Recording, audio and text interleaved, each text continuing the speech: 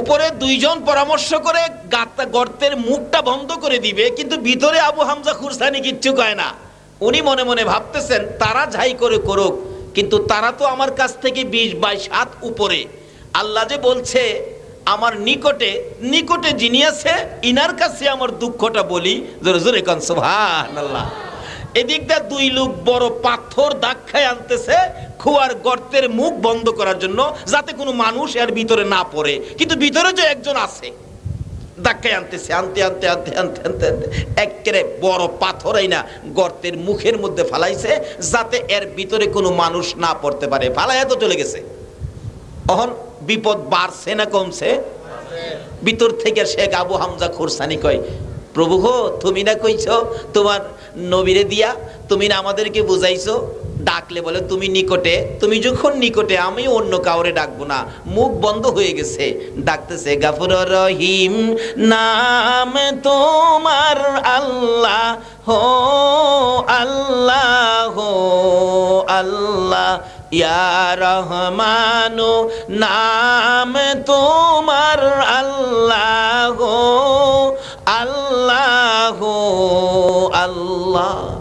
আল্লাহ কয়, ফেরেশতারা রে, এই মায়ার সুরে, করুণ সুরে, দয়ার সুরে কে রে আমারে আল্লাহ কইয়া ডাহে? আচ্ছা, আল্লাহ কি দেহে না কে ডাহে?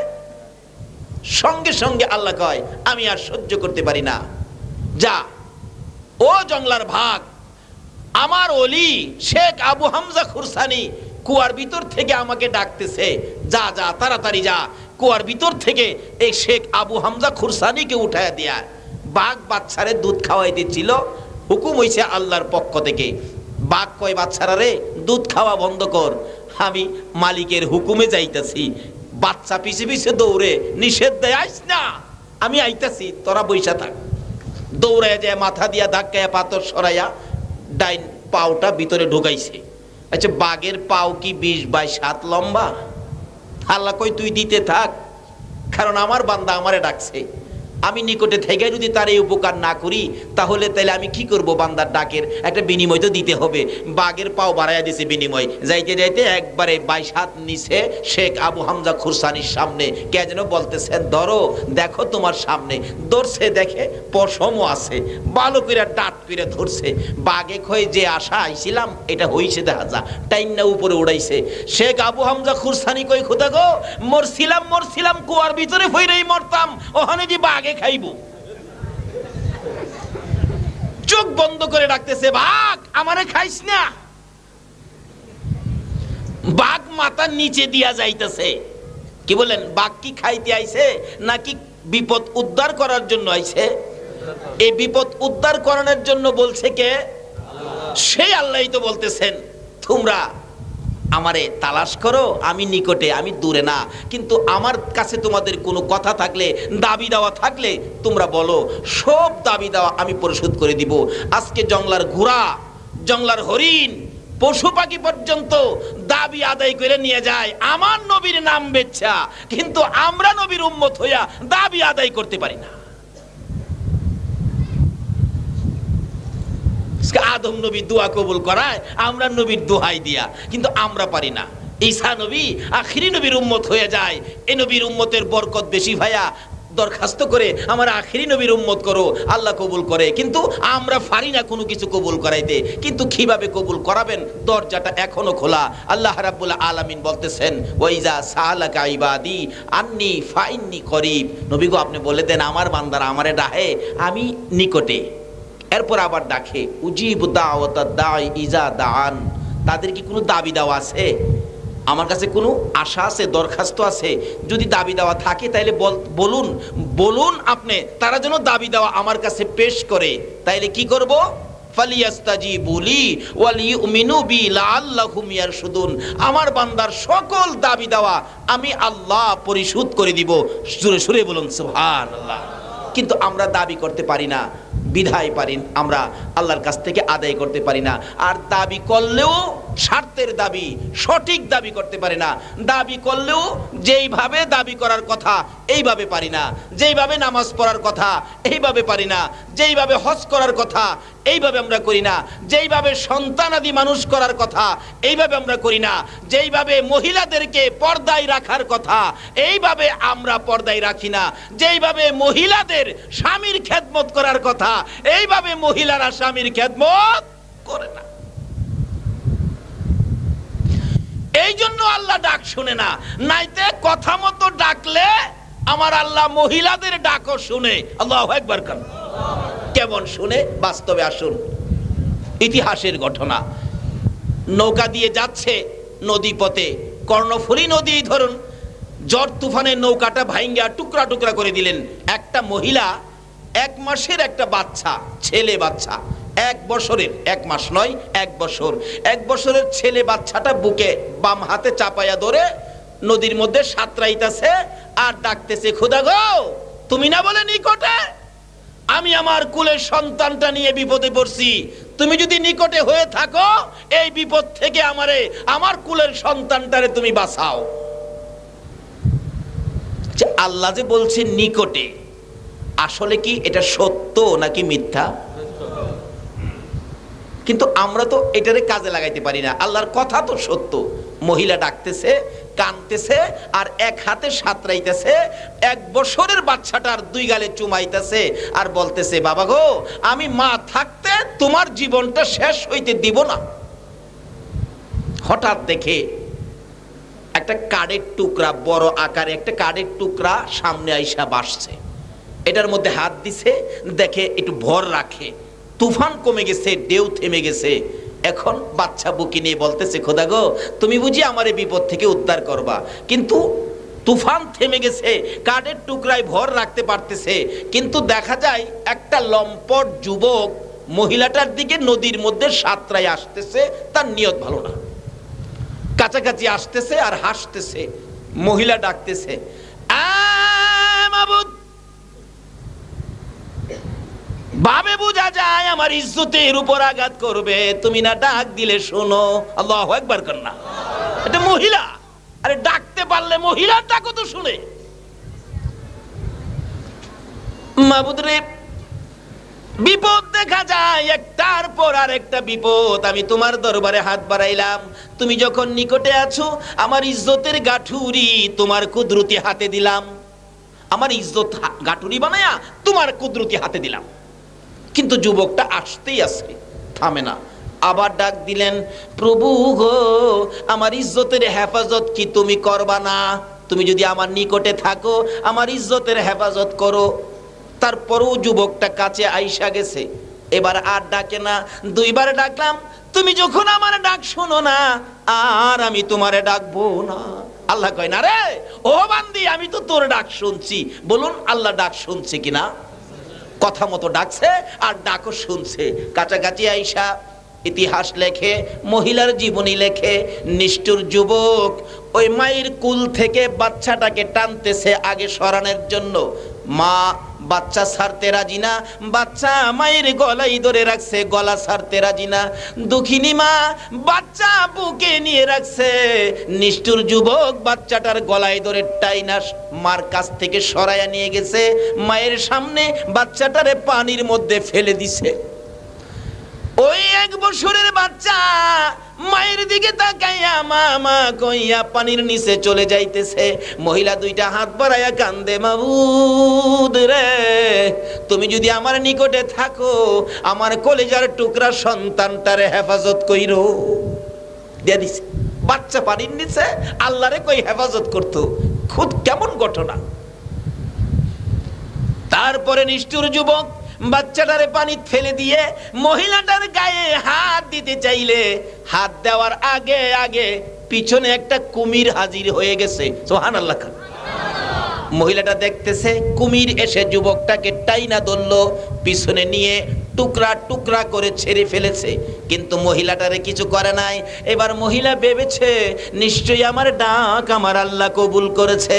আমার আল্লাহ বলেন, এরে দুনিয়ার মানুষ, মেয়ে হও আর পুরুষই হও, তোমরা যদি আমারে ডাকার মতো ডাকতে পারো, কথা দিলাম সকলের ডাক আমি আল্লাহ শুনি। জোরে জোরে কোন সুবহানাল্লাহ। ডাকতেছে, প্রভু গো আমার বিপদ বুঝে উদ্ধার করে দিবা। একটু পরে বেহুশ হয়ে গেছে, সন্তানের কথা মনে হয়ে গেছে। অ্যাক্সিডেন্টের খবর শুনে উদ্ধারকারী দল জাহাজ নিয়ে নাইমা গেছে। মানুষ অ্যাক্সিডেন্টে পড়ছে, বেঁচে আছে কিনা উদ্ধার করতে গেলে ইতিহাস বলেন দূরবীন দিয়ে দেখতেছে কোনো মানুষ নদীর মধ্যে জীবিত আছে কিনা, তাহলে আমরা উদ্ধার করব। ইতিহাস বলেন দূরবীন দিয়া দেখে বহু দূর 1 বছরের একটা বাচ্চা মাছের পিঠের উপর ঘুমাইতেছে। আল্লাহু আকবার, নারে তাকবীর, আল্লাহু আকবার, নারে রিসালাত, ইয়া রাসূলুল্লাহ, নারে গাউসিয়া, ইয়া গাউসুল আজম দস্তগীর। 1 বছরের একটা বাচ্চা দেখা যায় মাছের পিঠের উপর ঘুমাইতেছে। আচ্ছা, এটা কি আশ্চর্যের কথা না? সমুদ্রের মধ্যে মাছে মানুষ পাইলে পিডে লয় না পেডে নেয়? কয় না দি বাঙালি? সমুদ্রে বড় বড় মাছগুলি মানুষ পাইলে পিডে নেয় না পেডে ঢুকায়? কিন্তু পিডের উপর মাছ মানুষ রাখছে বাচ্চাটাকে, ব্যাপারটা কি? আমার আল্লাহ বলেন, আমি না কথা দিছি ডাকলে আমি নিকটে দাবি দাওয়া করলে পরিশোধ করি, কিন্তু এখন তো আমরা ডাকতেই জানি না, বিধায় কোনো দাবি আমরা উদ্ধার করতে পারি না। উদ্ধারকারী দল বলেন, আমরা জাহাজ চালায় যায় দেখি বাচ্চাটা এখনো মাছের পিঠের উপর ঘুমাইতেছে। নিচে নামলেন, নাইমা বাচ্চাটার গায়ে হাত দিলেন, বাচ্চা ঘুমাইতেছে, এখনো ঘুমে। আল্লাহ কই ঘুমা। জাহাজের উপর তুলছে, ঘুমাইতেছে। আবার দেখতেছে আরো কোনো মানুষ জীবিত পাওয়া যায় কিনা। দূরে দেখা যায় কাঠের উপর ভর করে একটা মহিলা আসতেছে, জীবিত মনে হয়। জাহাজ চালায় গেলেন, যায় দেখে মহিলাটা জীবিত। বলতেছেন, তোমার নাম কি, ঠিকানা কোথায়, কি অবস্থা আছো, তোমার পরিচয় দাও। মহিলা একটা চিৎকার মারে, ও উদ্ধারকারী দলেরা, আমার কোনো পরিচয় তোমরা জানতে চাও না, আগে বলো আমার কলিজার টুকরা সন্তানটা কই, আমার 1 বছরের বাচ্চাটা কই। যদি বাচ্চার খবর না দিতে পারো, আমি এই নদীর থেকে উঠবো না, আমি মাও জীবন দিয়ে দিব। মা সন্তানের জন্য এমন একটা মায়া আছে কিনা, কি বলেন? উদ্ধারকারী দল একজন বলে, একটা বাচ্চা তো পাওয়া গেছে, তুমি উঠো, একটা বাচ্চা আছে। কোথায়? আমাদের জাহাজে। জাহাজে মহিলাকে উঠাইলেন। কোথায় বাচ্চা? ওই জাহাজের কিনারে ঘুমিয়ে আছে। মা পাগলের বেশে দৌড়ায় যাইতেছে। কাছাকাছি যাওয়ার পরে বাচ্চাটা তো ঘুমাইয়া রইছে। মা দূর থেকে চিৎকার মেরে ডাক মারছে, বাবা গো, আমার আল্লাহ কই পাগলামি করিস না, আমি যে আল্লাহ, ওই যে দাবি করছস, আমি যে দাবি পুরা করব, কথা দিছি, দেখ আমি কেমন আল্লাহ। পানির নিচ থেকে বাচ্চা মাছের পেটে রাইখা, এমন বিপদের মধ্যে জীবিত রাইখা, মায়ের কুলে মায়ের বাচ্চা পৌঁছাইয়া দিতে পারি।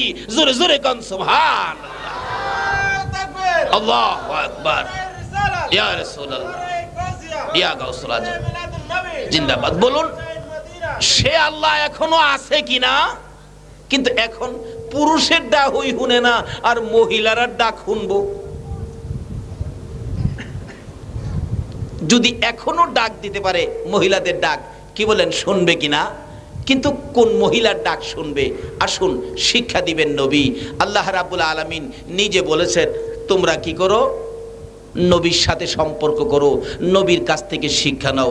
নবী হলেন আমাদের নমুনা। লাকাদ কানা লাকুম ফি রাসূলিল্লাহি উসওয়াতুন হাসানা। আল্লাহ বলেন, আমাকে পাওয়ার, আমার জান্নাতে যাওয়ার, আমার কাছ থেকে দাবি আদায় করার, আমাকে খুশি করার জন্য নমুনা হলো নবী মুহাম্মদুর রাসূলুল্লাহ সাল্লাল্লাহু আলাইহি ওয়াসাল্লাম। শিক্ষা দিয়েছেন আমার নবী। কিভাবে দেখেন, একদিন খাতুনে জান্নাত ফাতেমাতুজ জাহরা নিজের মেয়েকে দিয়েই শিক্ষা দিলেন। তবুকের যুদ্ধের ঘটনা খুললে পাওয়া যায়। তবুকের যুদ্ধে হযরত আলী রাদিয়াল্লাহু তাআলা আনহু যুদ্ধের ময়দানে যাবেন। এমন সময় খাতুনে জান্নাত ফাতেমাতুজ জাহরা বলতেছেন, স্বামী গো, ও স্বামী, তুমি যুদ্ধে যাইবা? হ। আমি একটা দাবি করি তোমার কাছে। কি দাবি?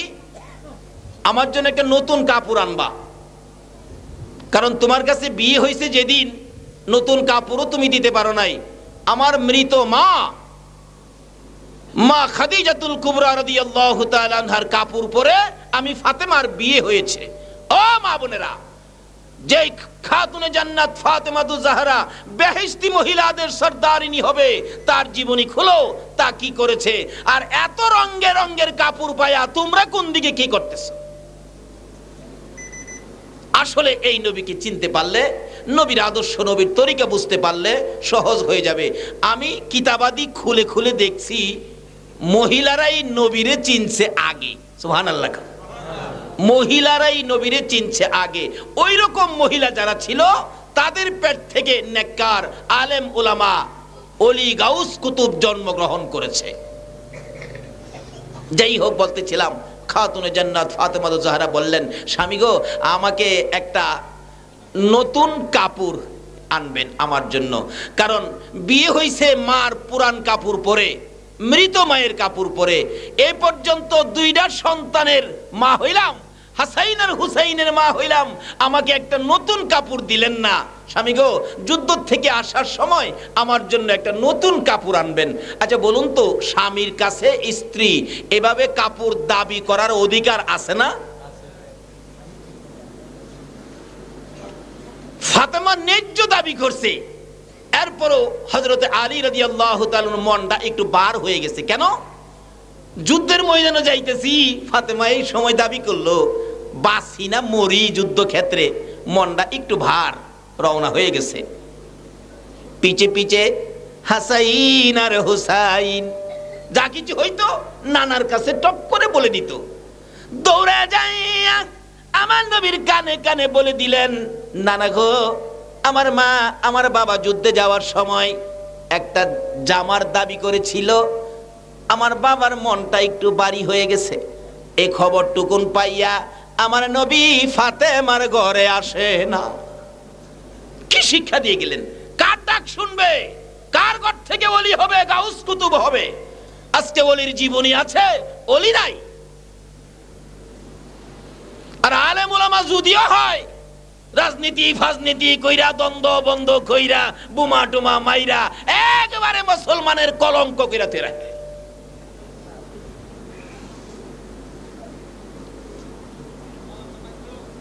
একদিন পার হয়ে যায়, আমার নবী ফাতেমার ঘরে আসে না।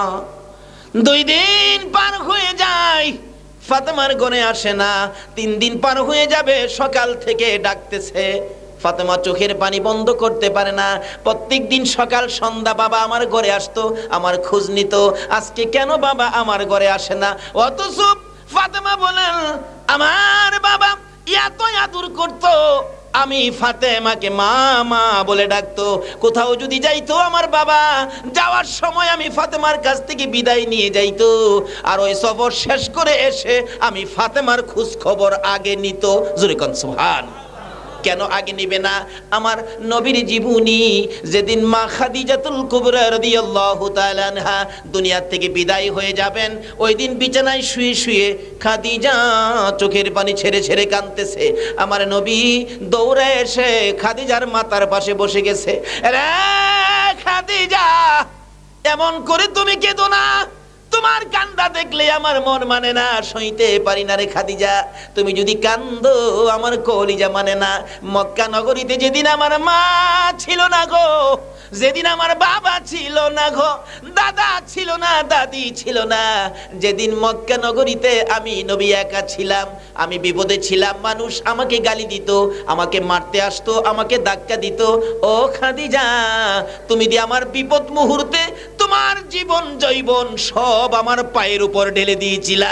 আমার বিপদে তুমি আমার প্রেমের মালা গলায় পরেছিলে গো খাদিজা। আজকে তুমি এইভাবে কান্দো, কাঁদতে হবে না, বলো তোমার কি দুঃখ? খাদিজা কান্দে, আল্লাহর বন্ধু গো, আমার মন বলে আমি বাঁচবো না। আমি কান্দি এই জন্য, আমার জন্য নয়। আমি যে আপনি নবীর দুঃখগুলো বুক ভরে শুনতাম, আপনার ব্যথাগুলি বুকের মধ্যে জমা করে রাখতাম, আপনার চোখের পানি আমি খাদিজা আঁচল দিয়ে মুছে দিতাম। আমি কান্দি এই জন্য, আমি খাদিজা যদি না থাকি গো আল্লাহর বন্ধু, আপনার মনের দুঃখগুলো কার কাছে বলবেন? জোরে জোরে কন্যা সুবহান। কি শিক্ষা দিয়ে গেছেন? স্বামীর মনের দুঃখগুলো স্ত্রীর কাছে গেলেই তো থাকে না, সব মুছে দেয়। কিভাবে মুছেন, কি আদর্শ, কি তরিকা ছিল। আর অহন্ত স্বামী যত কষ্ট করে আইয়ে, স্ত্রী তো ঘুমাতেই উঠতে চায় না। রাত্রে দরজা ধাক্কায়, হ্যাঁ ফালুর মা, ফালুর মা গো, গলা ভেঙে গেছে, ফালুর মা উঠে না। দরজায় ধাক্কাইতে ধাক্কাইতে কয় কি হয়েছে? কয় আধা ঘন্টা চিল্লাইলাম, ওতকোনে কও কি হয়েছে? কয় ঘুমাইছি। দরজাটা খুইলা দাও। দরজা খুইলা আবার লেফের ভিতরে শুইছে। কয় আমারে ভাত দিতা না, লইয়া খাইলে হয়। আসে না এরকম মহিলা? এই জন্য নামাজ কবুল হবে না, এই জন্য আমার আল্লাহ ডাক শুনবে না। সন্তানাদি নেককার হবে না, ভালো মানুষ হবে না, নামাজি হবে না, আল্লাহর ওলি হবে না, যদি আপনাদের মধ্যে সম্পর্ক নবীর তরিকা মতো না হয়। বলতেছিলাম মা খাদিজাতুল কুবরা রাদিয়াল্লাহু তাআলা আনহা চোখের পানি ছেড়ে ছেড়ে কান্দে, আল্লাহর হাবিব গো, আপনার সকল ব্যথা আমি বুকের মধ্যে রাখতাম, আপনার চোখের পানি আঁচল দিয়ে মুছতাম। কেউ যখন আপনার ছিল না, মক্কা নগরীতে যখন মা হারা বাবা হারা ছিলেন, আমি খাদিজা ওই বিপদ মুহূর্তে জীবন জৈবন সব আপনার কদমে ঢেলে দিয়ে আপনার প্রেমের মালা গলায় পরেছিলাম গো আল্লাহর বন্ধু। আমি কান্দি, আমার মন বলে আমি আর বাঁচবো না। হুজুর, আমি যদি মরে যাই গো, আপনার এই দুঃখগুলি কে শুনবে? আপনার বিপদে কে আপনার পাশে দাঁড়াবে? মা খাতুনে জান্নাত ফাতেমাতু জাহরা দৌড়াইয়া, ছোট ছিলেন তখন, মায়ের পাশে গিয়ে বসে গেছেন, চোখের পানি মুছতেছেন। মা গো, ও মা খাদিজাতুল কুবরা, এইভাবে তুমি কাঁদবা না। যাও, কথা দিলাম তুমি যদি না থাকো, আমি আমার বাবার পাশে থাকবো, আমি মা হই আমার বাবারে আদর করব। সুবহানাল্লাহ। এখনো দেখেন মেয়েরা বাবারে আদর বেশি করে কিনা? কোন তো মেয়েরা বাবারে আদর বেশি করে। বাবা কথা দিলাম আমি ফাতেমা তোমার সুখে দুঃখে পাশে থাকবো। এই জন্য আমার নবীও ফাতেমাকে মা মা বলে ডাকতেন। ফাতেমা কত কষ্ট করেছেন ফাতেমার জীবনীতে পাওয়া যায়। ফাতেমা নামাজের মধ্যে ছিলেন, এমন সময় ডাকতেছে দরজা খোলার জন্য। দরজা খুলে দিলে ফাতেমা বসে বসে নামাজ পড়তেছিল। আমার নবী বলেন, ফাতেমা রে, বসে বসে নামাজ পড়লি কেন? বসে তো নামাজ পড়লে ভালো না, দাঁড়াইয়া পড়তে হয়। ফাতেমা বলেন, বাবা গো, আমিও জানি দাঁড়াইয়া নামাজ পড়তে হয়, বসে পড়ার কারণটা কি আপনি তো শুনলেন না। কি কারণ মা, আমি জানতে চাই। আমার নবীর কলিজার টুকরা নয়নের মণি ফাতেমা বলেন, বাবা গো, আজকে 3টা দিন পার হয়ে গেছে গো বাবা, আমি ফাতেমার চুলায় আগুন জ্বলে না।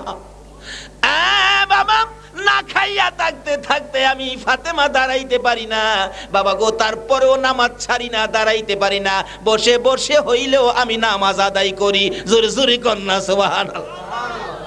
ফাতেমার মতো মহিলা যদি দাঁড়াইতে পারে না, না খাইয়া থাকতে থাকতে বসে বসে নামাজ আদায় করে, বলুন আনোয়ারার মহিলারা এ নামাজ আদায় করতে হবে কিনা? শুধু এটাই শেষ নয়, আমার নবী একদিন ডাকতেছে, ফাতেমা দরজা খোলো। জি আব্বা। দরজা খোলো। খোলে না। ফাতেমা, জি আব্বা দরজা খোলো। খোলে না। 3বার বলতেছেন দরজা খোলো, 3বারের মাথায় জবাব দেন ফাতেমা, বাবা গো, দরজাটা আমি কেমনে খুলবো গো বাবা? আমি এমন একটা কাপড় পরিধান করে রাখছি, কাপড়টা যদি মাথার দিক ডাকতে চাই পায়ের দিক খালি হয়ে যায়, পায়ের দিক ডাকতে গেলে মাথার দিক খালি হয়ে যায়। আমার নবী রুমাল মুবারক দরজার ফাঁকি দিয়ে ভিতরে দিলে, রুমালটা দিয়ে মাথার দিক ডাইকা দরজা খুলে দিলেন। আমার নবী বলেন, ফাতেমা রে, এই জগৎ কষ্টের জগৎ, কষ্ট করো। ও ফাতেমা, এই কষ্টের জন্য মনে দুঃখ নিও না। আমার রাসূল বলেন, তুমি কি এই দুনিয়ার শান্তি চাও না আখিরাতের শান্তি চাও? নবীর মেয়ে খাতুনে জান্নাত ফাতেমাতু জাহরা বলেন, বাবা গো, আমি এই দুনিয়ার শান্তি চাই না, আমি আখিরাতের শান্তি চাই। আমার নবী বলেন, ওয়ালাল আখিরাতু খায়রুল লাকা মিনাল উলা। জোরে জোরে কোন সুবহানাল্লাহ। আমার আল্লাহ কুরআন শরীফে নবী ঘোষণা দিয়েছেন, রব্বানা আতিনা ফিদ দুনিয়া হাসানাতাও ওয়া ফিল আখিরাতি হাসানাতাও। তোমরা দুনিয়ার ভালাই ধরো, আখিরাতের ভালাই ধরো, কিন্তু দুনিয়া এবং আখিরাতের ভালাই যদি ধরতে চাও থাকতে হবে আমার নবীর কথায়। বলুন কার কথায়? বলতেছিলাম খাতুনে জান্নাত ফাতেমাতুজ জাহরা বললেন, আমার জন্য একটা নতুন জামা, নতুন কাপড় কিন্তু আনবা। ফাতেমা এই কথা বললে হযরতে আলী বলেন, যুদ্ধে যাইতেছি এমন টাইমে জামা চাইলো, অথচ স্ত্রী হিসাবে স্বামীর কাছে চাওয়া রাইট, অধিকার আছে, দিতেও হবে, কিন্তু মুহূর্তটা ছিল যুদ্ধ, তবুকের যুদ্ধে যাবে আলী।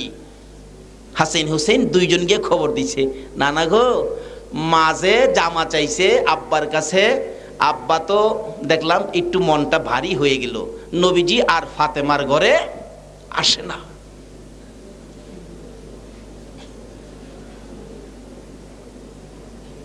একদিন, দুই দিন, তিন দিন নবীজি আসে না। ফাতেমা দিন রাত কান্দে, বাবা কেন আসে না?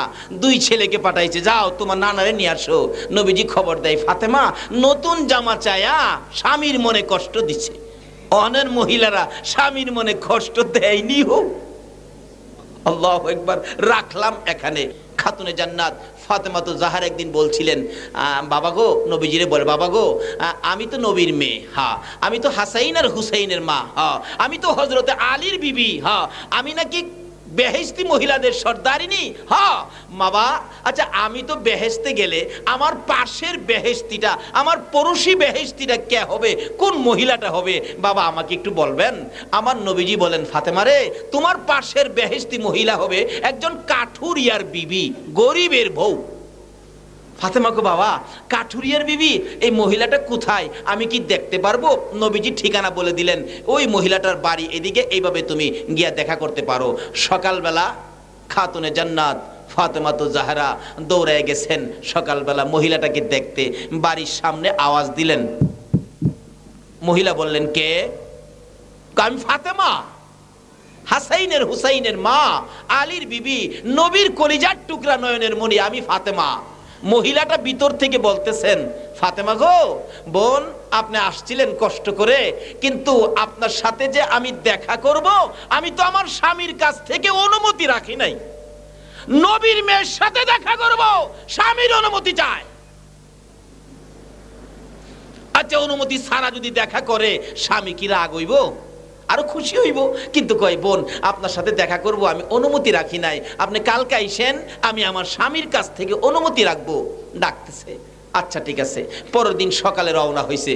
হুসাইন কয়, আম্মু কালকা সকালে কই গেছিলা? গেছিলাম তো এক মহিলার বাড়ি, আজকে আমারে নিয়ে যাইবা। বাড়িতে আওয়াজ দিছে, কে? আমি ফাতেমা। হুসাইন জিগায়, আম্মু কালকে তুমি এখানে আইছিলা? মহিলা কয়, বোন আপনার সাথে কে? আমার ছোট ছেলে হুসাইন, আরে জান্নাতি যুবকদের সর্দার হবে হাসাইন আর হুসাইন সাথে। হুসাইন সাথে ছিলেন। এবার মহিলা কয়, ফাতেমা গো আমি তো ফাতেমার সাথে সাক্ষাৎ করব, স্বামীর কাছে অনুমতি রাখছি, হুসাইনের লগে দেখা করব, এই অনুমতি তো আমি স্বামীর কাছে রাখছি না, আমি কালকা অনুমতি রাখবো, আপনি কালকে আইসেন। পরের দিন যাইতেছে, 3 দিনের দিন। হাসাইন কয়, আম্মু হুসাইন রে লইয়া কালকা কই গেছিলা? ছোট ছেলেরা এরকম কয় না, বাবারে গেছিলাম তো এক মহিলার বাড়িতে, আজকে কিন্তু আমারে থুইয়া যাইতে পারবা না। পরে 3য় দিন ডাকতেছে, কে? আমি ফাতেমা। হাসাইন কয়, আম্মু হুসাইন রে লইয়া এখানে আইছিলা? মহিলা কই, বোন সাথে কে? আমার বড় ছেলে হুসাইন। বোন আমারে মাফ করবেন, আমি তো হুসাইনের সাথে দেখা করার অনুমতি রাখছি, হাসাইন বড় ছেলে আপনার, হাসাইনের সাথে দেখার অনুমতি রাখছি না, কালকে আইসেন। ফাতেমা ডাকতেছে, আর তোমার এখানে আসতে হবে না, আমি বাবারে জিগাইছিলাম আমার পাশের বেহেশতি কে হবে? বোন গো তুমিই হবে আমার ফাতেমার পাশের বেহেশতি। জোরে জোরে কোন সুবহানাল্লাহ। এটা স্বামীর কথা মাইন্না হইল না না মাইন্না হইল? স্বামীর কথা মানার নির্দেশ নবীজি দিয়েছেন। কিভাবে দিয়েছেন এই আলোচনাটার মধ্যে ছিলাম। আসুন সামনে বাড়ি। বলতেছিলাম বাইজিৎ বলেন, মা গো তুমি আমার মা লাগো। বলুন কি লাগে? মা কইয়া যদি সন্তানেরা ডাক মারে রে, মহিলাদের কলিজা ঠান্ডা হইয়া যায়। ও বাবারা ভাইয়েরা, মার যদি কেউ কষ্ট দিয়া থাকো, মাকে কষ্ট যদি দিয়ে থাকো, মার মন খুশি করার জন্য লক্ষ টাকার দরকার নাই, কোটি টাকার দরকার নাই, এয়ার কন্ডিশনের বাড়ির দরকার নাই, মায়ের জন্য 2 কেজি মিষ্টির দরকার নাই, 5 কেজি আপেলের দরকার নাই। খালি হাতে যাইয়া 5 বছর পর্যন্ত মারে কষ্ট দিছো, মার সামনে যাইয়া খালি একটা ডাক মারো মা কইয়া, মার মন খুশি হইয়া যায়। জোরে জোরে কোন সুবহানাল্লাহ। বাস্তব আসুন, আমার এলাকার ঘটনা বলছি। একটা ছেলে জুট মেলে চাকরি করত, জুট মেলে চাকরি করে, কিন্তু বিয়ে করাইছে বাড়ির পাশে। বিয়া করার পরে খালি পরামর্শ দেয়, রোজগার করে চাকরি করে পয়সা বাপ মারে খাওয়াইবা, তোমার ভবিষ্যৎ আছে না, ওই যে মুরসাইতাছে চাবি। পোলাই কয় হ ঠিক ইত্তে কইছো, আর বাপ মারে খাওয়াবো না। গরিব তো গরিব মানুষ ছিলেন। ডাকতেছে, মাস শেষ হয়েছে, মা ডাকে, কিরে বেতন পাইছস? কয় বেতন পাইলে কি করুন লাগবো? কয় টাকা পয়সা দরকার না। ক টাকা পয়সা খালি তোমারই দিলামু, আমরার ভবিষ্যৎ নাই। মা কয় বাবা রে, বুঝছি তোমরার ভবিষ্যৎ।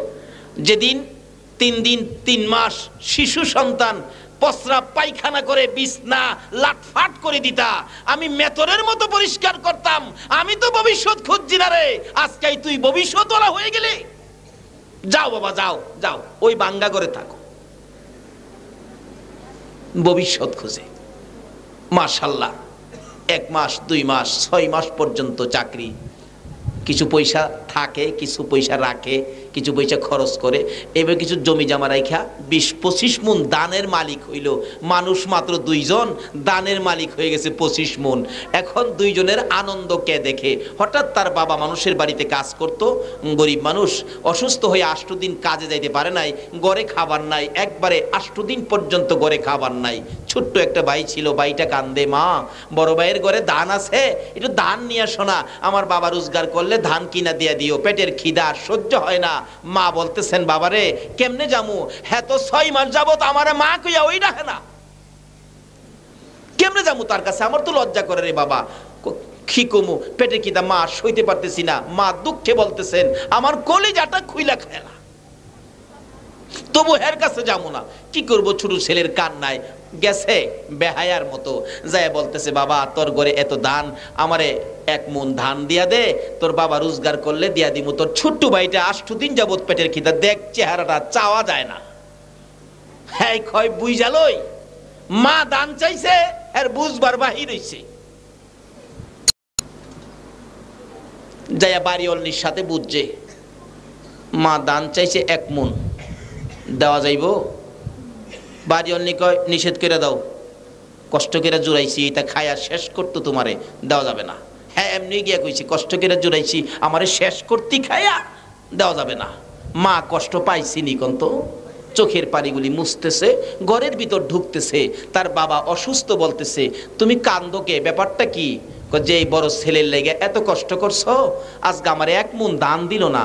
বাবাও শুয়া শুয়া কান্দে আর ডাকে, মাবুদ রে, মানুষের বাড়ি সারা দিন কাজ করছি, 10টা টাকা বেতন উঠাইছি, বাড়িতে যাব পেটের খিদায় 4 আনার বিস্কুট কিনছি, কিন্তু খাইতে চাইলে এ সন্তানের কথা যখন মনে হইতো, আমি খাইতে পারছি না।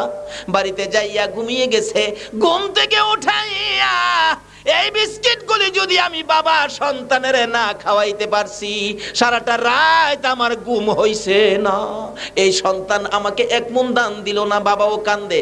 আমার আল্লাহ কয়, কান্দিস না, তোদের 2 জনের কান্দা তোর সন্তানের জন্য গজব বানাইছি।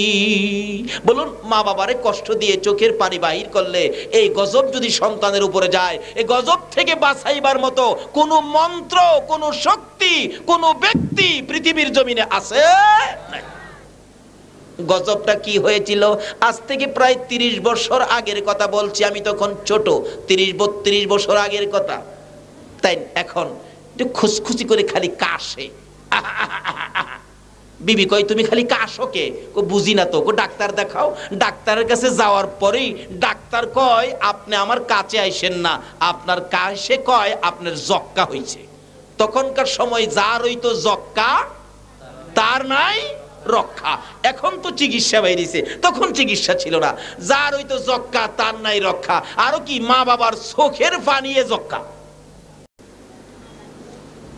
বাবা গো মারে কান্দাইও না, ও বাবারা ভাইয়েরা মা বাবারে কষ্ট দিও না, সব বরবাদ হয়ে যাবে।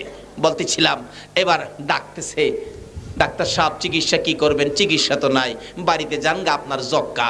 বাড়িতে যায় খালি চোখ মুছে বিবি জিগাই কান্দোকে, কো কান্দি যে বিবি, বিবি গো কান্দি যে। ডাক্তার কইছে আমার। কি কইছে তোমার? কো কইছে। আরে কি কইছে? কহ কইছে। আরে কি কইছে? কহ কইছে। আসলদার কয় না, অবশেষে কয় আমার বলে যক্কা। বিবি কই তোমার যক্কা, তোমার সাথে থাকলে আমারও নাই রক্ষা। কাজী যক্কা রোগীর সাথে থাকলে আমারও যক্কা হইব। কাপড় টাপড় লইয়া পিছে দা বাইরিয়া জাগা। স্বামী ডাহে, বিবি তোমার জন্য বাবা সাল্লাম, মা সাল্লাম, ভাই সাল্লাম। বিবি গো আমারে ফালাইয়া তুমি কেমনে যাইতেছো? বিবি কই মরো মরো, তুমি ওই মরো, আমি মরবো না। রাত্রে কান্দে, ঘরের মধ্যে একা কেউ নাই, অসুস্থ মানুষ, মন দুর্বল, আরো যক্কার ওষুধ নাই, খালি কান্দে। 2 দিন কান্দে, মা ঘুমায় না, খালি মনে মনে ভাবে ছেলে যদি আমার একবার মা কইয়া ডাক দিত, আমি মা সন্তানের বিপদে পাশে যাইতাম। 2 দিন পার হইয়া 3 দিন রাত্রের বেলা মায়ের ঘরের দরজায় যাইয়া কাঁদতেছে, ডাক দেওয়ার সাহস পাই না। অবশেষে কান্নার আওয়াজ যখন মায়ের কানে লাগছে, বাবার কানে লাগছে, দুজন একজন আরেকজনকে বলে আমার সন্তানের কান্নার আওয়াজ শোনা যায়। ও পোলার মা দেখো না দরজা খুইলা কে কান্দে। চট করে ঘুম থেকে উঠে মা দরজাটা খুলে দেখে ছেলে কাঁদতেছে। বাবা কেন কান্দো? ছেলে ডাক মারছে, মা গো ও মা আমার বাবা কই? আমার বাবারে সামনে আনো। মা তুমিও সামনে আসো। আমি অপরাধ করেছি, আমি অন্যায় করেছি, তোমাদের 2 জনের পায়ে ধরে ক্ষমা চাবো। বাবা সামনে আসলে একটা হাত বাড়ায় ডাক মারছে, বাবা মা গো 2 জনের পাও বানাইয়া দাও, আমি তোমাদের পায়ে ধরে ক্ষমা চাবো। মা 2টা হাত বাড়াইছে, বাবাও 2টা হাত বাড়াইছে। বাবা গো পায়ে ধরতে হবে না গো বাবা, তুমি যে আমরা রে মা বাবা কইয়া ডাক মারছো, আমাদের সকল ব্যথা দূর হইয়া গেছে। বলতেছিলাম এই শিক্ষা আমাদের সামনে থাকতে হবে, যে শিক্ষা নবী দিয়েছেন খাতুনে জান্নাত ফাতেমাতুজ জাহরাকে দিয়ে। এবার ফাতেমা বলতেছেন, হাসাইন রে হুসাইন রে যায় বল আমার বাবা কেন আমার বাড়িতে আসে না? আমার নবী বলে দিলেন, হাসাইন হুসাইন তোমার মার কাছে বলে দাও নতুন জামা চাইয়া আলীর মনে কষ্ট দিয়েছে। যতক্ষণ পর্যন্ত ফাতেমা আমার আলীর মন খুশি না করবে রে, ততক্ষণ পর্যন্ত আমি নবী ফাতেমার ঘরে যাব না। ফাতেমা যতক্ষণ পর্যন্ত স্বামীর মন খুশি না করবা, ততক্ষণ পর্যন্ত আমি নবীর দেখা পাইবা না। মা বোনেরা গো, যদি কেউ স্বামীর কষ্ট দিয়ে থাকো, নবী যদি আপন মেয়েকে যদি এই কথা বলতে পারে নবীর দেখা পাইবা না, তোমরা যদি স্বামীর মনে কষ্ট দাও, নবীর দেখা তোমাদেরও হবে না। এবার যাইতেছে ফাতেমা, চোখে পানি ঝরতেছে। হাসান হোসেন খবর দিলেন, মা গো বাবার মন খুশি না করলে নানা আসবে না। ফাতেমা কান্দে। 3 দিন পার হয়ে যায়, বিকাল বেলা যুদ্ধ শেষ হয়ে গেল, বিজয়ী হয়ে গেল। হযরতে আলী রাদিয়াল্লাহু তাআলা আনহু বাড়ির দিকে আসতেছে। অন্যদিন কোন যুদ্ধ থেকে আসলে বীর বিক্রমের মতো দৌড়াইয়া বাড়ির ভিতরে ঢুইকা খুশি মনে ফাতেমার সামনে যায় দাঁড়ায়। ওই দিন আলী বহু দূর থেকে গোরার থেকে নাইমা গেছে, মনটা যেন ভারী ভারী, দৌড়ায়া যায় না। গোড়ার লাগাম ধরে হাঁটতে হাঁটতে আস্তে আস্তে আসতেছে। ফাতেমা ঘরের সামনে দাঁড়াইয়া দেখে স্বামী আসতেছে, সঙ্গে সঙ্গে চুলার মধ্যে গরম পানি বসাইছে। নবীর মেয়ে হইয়া কি শিক্ষা দেয় গো ও আনোয়ারার মহিলারা, শুনো। ফাতেমা গরম পানি বসাইয়া অপেক্ষায়, স্বামী কোন সময় ভিতরে ঢুকবে।